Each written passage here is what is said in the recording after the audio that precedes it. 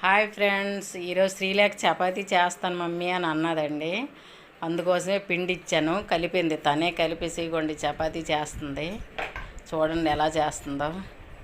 ఏంటమ్మా శ్రీలేఖ, ఎంతవరకు వచ్చింది?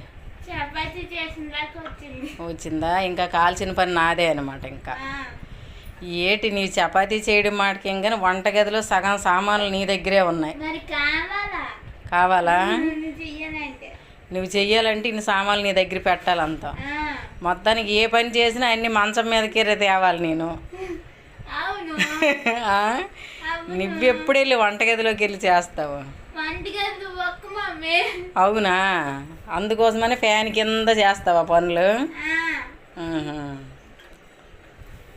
బాగా చేయాలి, ఫాస్ట్గా నేర్చుకోవాలి పని అంతా కూడా. సరేనా? ఫాస్ట్